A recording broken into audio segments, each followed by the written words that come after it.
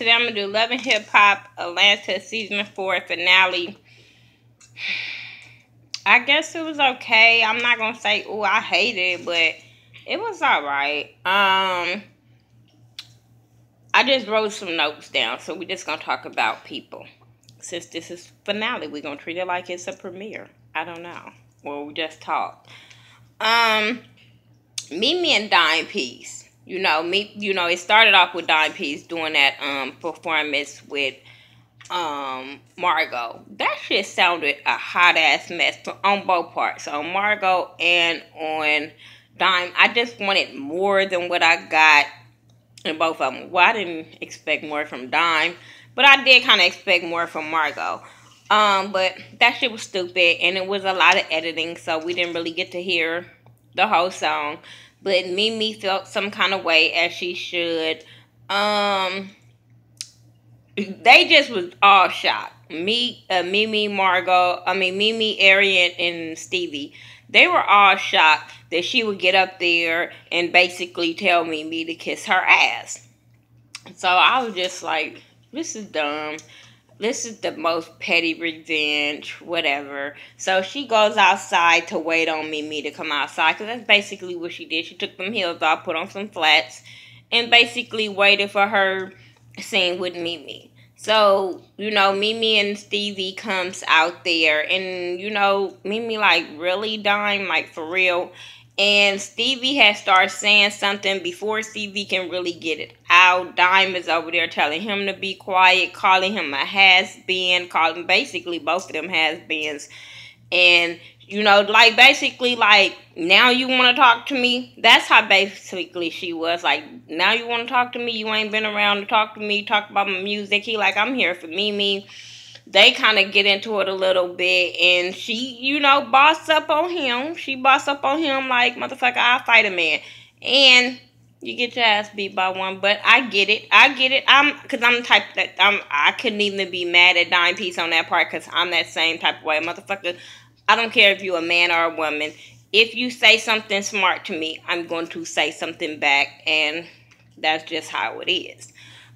Is it right? No. But that's just how it is. I don't let no man punk me like, motherfucker, I ain't Jocelyn. And then he kept talking about how Jocelyn would whoop her ass. And I was like, if that was the case, Jocelyn would have whooped her ass up in the studio. Just saying.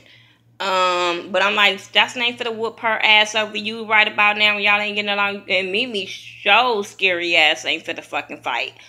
Mimi be knowing who to jump bad with, and Dime Piece wasn't that bitch. But I guess Mimi probably felt like, I'm not even finna waste my time. She kept saying I should have listened to Stevie and everybody else of not working with this old gutter bucket bitch. But hey, she told her to go on with her stripper fight music. But I was like, girl, you was loving that stripper fight music before she put your rival up there. So shut that shit up. And Margot, I just kept on saying, be quiet. This ain't your fight. I understand you there. And then she was like, well, Margot wasn't invited. I was like, well, yeah, she was. Kind of, yeah. You can't get mad at her. You got to get mad at the person that invited her to the show. Kalina and Tony. She's back into the studio making music. You ready to eat, son? Can you make his food? But she's happier. You know what I'm saying? She's found her place where her zen is, where she can find her comfort. And it's in the studio. So here come old Amish ass. No shade to Amish people, but that's what he looked like. Tony looked like an Amish person. Can somebody tell me, like, what do we call him? Do we call him Vic? Do we call him Tony? I'd be confused. We be up there calling him Tony, and she be over there calling him Vic, and I'd be like, who she talking to? Then I'd be like, oh, maybe that's his nickname, or maybe that's his real name, and we got the nickname. I stick to a name. I don't know. But now he all of a sudden wants to be her manager. Now that he knows what she's going through and he feels her pain and he this and that. I said, no, motherfucker, no. You know that your woman got skills. And now that you know she might make some money off of it, you want to be a part of that situation. I I side-eye Tony. I really, really side-eye her husband. Because I'm like, you did not want to deal with her music-wise. You said she wasn't, what did he say? He said something about her fucking music. Because remember, she threw that food on the floor and all that kind of stuff. So, all of us, I side-eye him. But, hey, she happy that her husband wants back to work with her. Hey, I'm all for her. I want to see Kalina win. What else are we gonna go with? Nico and Marco. I kind of saw this coming with Nico and Marco. I really did. Because she goes to him and was like, you know, the last time I talked, I told you that I was dating somebody else. And he was like, who is it? Come to find out, she was like, it's not a man, it's a woman. And like I said, I kind of figured that. Now, what I didn't figure, because she said their girl name was America.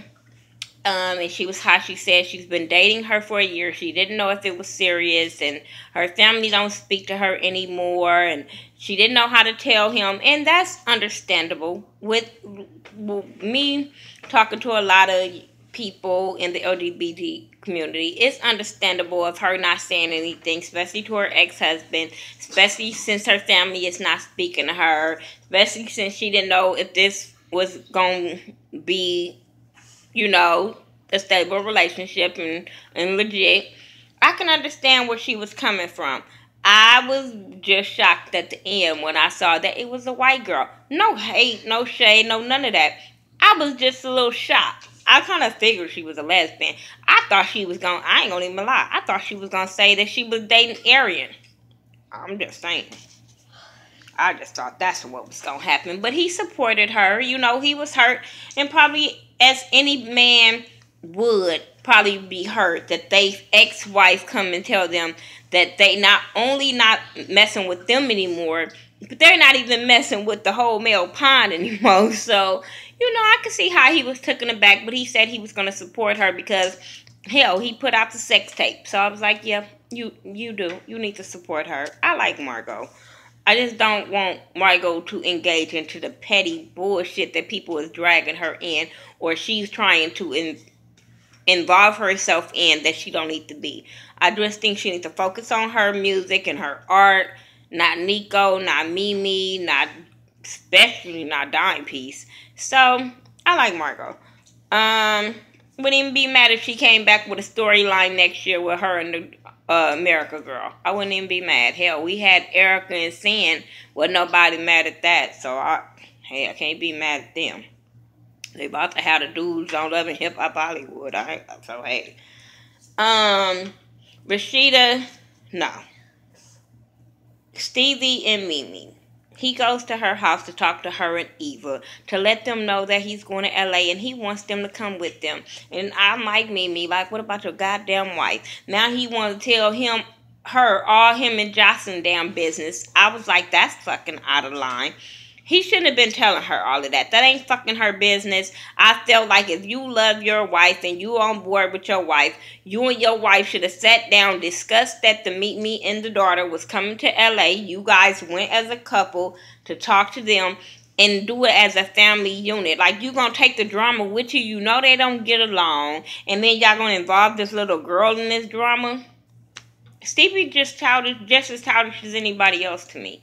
And he talked about Jocelyn, but Stevie is off of himself too. He pissed me off kind of when he was saying how he, you know, for the 3.5 years he's been focusing on Jocelyn's career. What career? I'm just saying, like, you wasn't focusing that fucking hard. Stop blaming this shit on Jocelyn. Can you please just own up to your motherfucking ass was loving the party life. You was loving the drugs. Don't blame that you was focused on Jocelyn, because if you was focused on Jocelyn, Jocelyn would have a hit record by now. If you was so Stevie J that everybody's so excited that Stevie J is back, like he and put this girl on. This is my problem with Stevie J. He have not put on an unknown person right now. Not lately. He have not put on an unknown person. So I'm not getting excited that he's going to be back working with Diddy. Because when you go back and work with Diddy, a lot of them people that's working with Diddy are established right now. So they already probably got a name. So then you making hits for people that already got a name. I want you to make a hit for Jocelyn because she didn't have a name. And then see where do you still have it? If y'all get what I'm saying. No shade to Stevie. I'm not saying he don't have it. I just say Stevie need to humble himself until he proves himself. I'm just saying. He just really need to prove himself. And y'all can't give me, what he did 15, 20 years ago. No. Sorry. Motherfucker drugs and probably fried his brain since then. But yeah, I wasn't here for that, and I'm glad Mimi didn't go with him. I'm really glad that she was smart enough to not be like, Rashida opens her store, and everybody there, the whole cast of Love and Hip Hop is there. I'm just saying, because I was just like, you and Bambi not cool. So I didn't understand why Bambi was there. Like, you just told on Bambi, and Bambi never confronted you about that bullshit. So, or at least we didn't see it. So I didn't understand why Bambi was there. Jock is there. Jock wear makeup. I don't know. I don't even understand why men were there unless they either selling makeup or they coming to buy their girlfriend some. I don't know. But she having a store. They tripping that Carly Red is there. But Carly said she want to be the bigger person. She's coming to support. And that's what she was doing.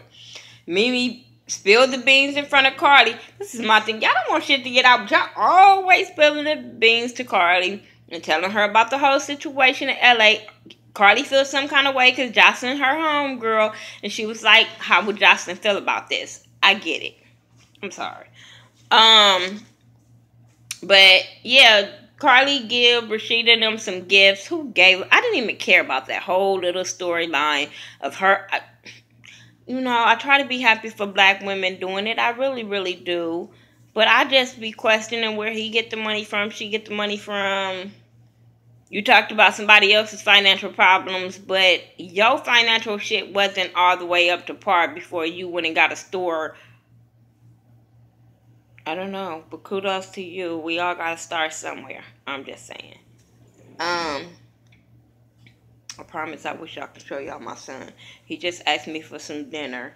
Got his dinner, and he over there asleep with his bowl right in front of him. I don't know. But hey, he sleep. That's a good thing. I'm just saying, if you got kids, you know what I mean. Momma Dee. Momma Dee in this wedding. Let me hurry up because it's already too long. Momma Dee in this damn wedding. She was all stressed out because her kids wasn't there.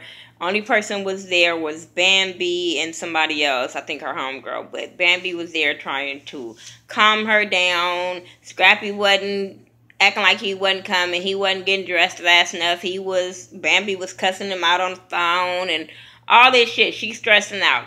Jasmine, whatever. She ended up coming and she telling her mom, I don't agree with this, but I'm going to support you. It's all about your happiness. So that's what it was all about. As the wedding come into where it's supposed to start, the whole Love and Hip Hop cast is there again, once again. Jock and KD, all lovey-dovey, can't just, they back together. Who cares? I just shows how dumb you are, KD, not Jock. I'm just saying. But everybody is there, like I said, and she's getting ready to go down the aisle, and Scrappy nowhere to be found, so she's stressing out about that. She can't believe her son would do this, and yada, yada, yada. And she asked Jock to walk her down the aisle. As Jock was about to walk her down the aisle, Scrappy walked in, and it's all about his mom. He loves his mom, and being there and supporting his mom's. Kudos to his mom. The wedding start, and these fucking horns start playing, and I just fell out. I lost it. I was like, oh, fuck, here we go. Here we go. Even Erica's face, my face, I don't even like her, but our faces was probably looking like the same. I'm just like, what the? We gonna let you have this, Momma Dee, because this is Momma Dee. But she had the wedding. They said, do you give this person away? Scrappy was like, but before I do, you got to make sure my mama going to stay the fuck up out of my goddamn business. And that was cool. Wedding went off without a hitch. They married. Congratulations, Momma Dee. I just can't wait to see what next season is going to be like. To see Momma Dee actually married to Ernest and her that I just want they need their own show. I promise I would watch that train wreck of Momma Dee, Ernest Mama, Jasmine, Scrappy, Bambi. The bitch Erica can stay at home. I'm just saying. But that shit would be so good. I would watch that I watch that Monday Night Mona. I'm just saying. So then we had at the end Jocelyn is having her performance for the Gayborhood event, and she's excited. I'm excited for her. She performed. Okay, she performed. That's why we're gonna go there. Kudos to you. You did it. I can't even knock her because she did it. She did it on her own from beginning to the end of going to pick a song by herself, working on it by herself, performing it. I cannot knock you. Like I said, I'm not going to knock another woman that's trying to get it. So, and did it by herself. So, kudos to you, Jocelyn. I'm just saying. But after Cardi was there to support her, and afterwards they go backstage and she gets these flowers and she see this note, but she really don't read the note. She just grabbed the flowers. But so Cardi comes in and she then grabbed the flowers and started reading it and noticed that it was from Stevie. So she kind of felt some kind of way and was like, oh, I'm not going to read this right now. Yeah, because the cameras was right there and Cardi. So that bitch knew not to read that. But she kind of got a gist of what that letter was saying before she put it down. So then they start talking about, or she was talking about how she did it by herself, and Stevie's not there, and he sent the flowers, and, you know, Carly was like, where is he at? And she was like, Carly brought up the whole fact what Mimi said about LA. Jocelyn instantly got mad at Carly. In a way, I understand where she's coming from. In a way, I do understand where you're coming from. And that's why it's hard to tell your friends things because of the way they gonna react. Because I think she took out her frustration for Stevie on Carly. I really, really do. And I think she really owes Carly an apology. But at the same time, yeah, Carly do tell everything. Carly do gossip. She was like, you fake. Why do you always come around me gossiping? I get that because a lot of times you get with people, you don't want to hear that gossip. You don't want to hear about nobody fucking else. But I think it wasn't about gossip. It was about looking out for your best interest and giving you a heads up. Because she was shocked. She was like, what is he gonna do? Have Mimi out there being the maid, being the babysitter? Like, what is she out there to do? But I'm like, that's why I say she took her frustration onto Carly, pushed her out the room, hit her with the damn flowers. See, that's when the security would have, I'm telling you, that backstage would have been fucked up. I'm sorry, yeah, I be thinking she a man, so I would have hit that bitch with a chair. Like, for real, like, that's why Jocelyn do what she do to people, because people hurry up and grab and make her feel like she's She-Ra. No, bitch, no. You was wrong on all fields for me for that one. I do, like I said, I do understand you don't want to hear all that gossip and all that kind of stuff, but you knew who Carly was. And like Carly said, bitch, I was your only friend. And she ain't lying. Carly have been her only friend through this whole thing. Whether they sit down and gossiping about whoever, whatever. My thing is, you listen to her all them other times, you should have shut her down. But now there's something to do with you, Stevie, and Mimi. Now you don't, girl, boo. I was so over that with Jocelyn. I was just like, really, Jocelyn? Really? I just felt like she owed Carly an apology because Carly wasn't being malicious. But Carly was trying to, give her the heads up. But like I said, that's why people don't like to tell they so-called friends. That's why I don't have a lot of female friends. Because, bitch, if I can't tell you something like that or warn you about your man or somebody doing some foul shit to you or your woman doing some foul shit to you and you can't take it as me looking out for you, bitch, I don't need you around me. And that's to anybody. And I've always been like that. Like, bitch, if I can't look out for you and your well-being, I don't need to be fucking around you if you're going to get mad at me. So, I wasn't here for that. That's my review for Love and Hip Hop Atlanta Season 4 finale. Y'all tell me what y'all thought about it. And I will talk to you guys in the next video. I'm your girl, Miss Nika. Everything that I do is by The Ghetto View on social media. Make sure you hit up my cousin Mike B and watch his videos. Ashley Miller. Make sure you guys are coming to the Blackout September the 5th at the Crow's Nest in Atlanta, Georgia. But yeah, that's what I got. All right, peace out.